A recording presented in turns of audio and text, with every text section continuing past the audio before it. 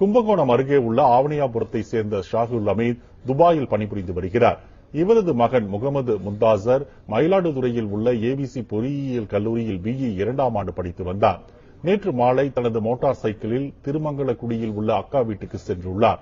மீண்டும் அங்கிருந்து புறப்பட்ட பிறகு இரவு 8:15 மணி அளவில் முந்தாசர் செல்போனில் இருந்து அவரது தாயாருக்கு அழைப்பு வந்துள்ளது. அப்போது பேசிய நபர் முந்தாசரை கடத்தி கோவைக்கு கொண்டு செல்வதாகவும் 5 லட்சம் ரூபாய் பணத்தை கொடுத்துவிட்டு மகனை மீட்டுச் செல்லுமாறு கூறியதாகவும் சொல்லப்படுகிறது. அதன் பிறகு முந்தாசரின் செல்போன் அணைக்கப்பட்டு விட்டது. இதுகுறித்து முந்தாசரின் குடும்பத்தினர் திருவிடைமருதூர் காவல் நிலையத்தில் புகார் அளித்துள்ளனர். இந்நிலையில் இன்று காலை திருப்புவனம் அருகே காவிரி ஆற்றங்கரையில் கழுத்து அறுக்கப்பட்ட நிலையில் முந்தாசரின் சடலம் கண்டெடுக்கப்பட்டது. பிரேத பரிசோதனைக்காக கும்பகோணம் அரசு மருத்துவமனைக்கு உடல் கொண்டு செல்லப்பட்ட நிலையில் திருவிடைமருதூர் காவல்துறையினர் வழக்கு பதிவு செய்து விசாரணை நடத்தி வருகின்றனர்.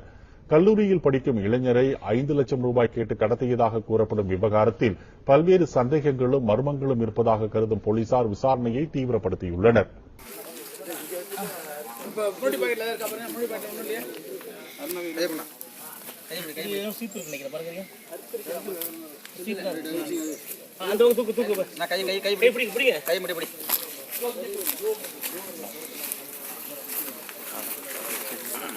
துண்டுங்க மேல போடுங்க.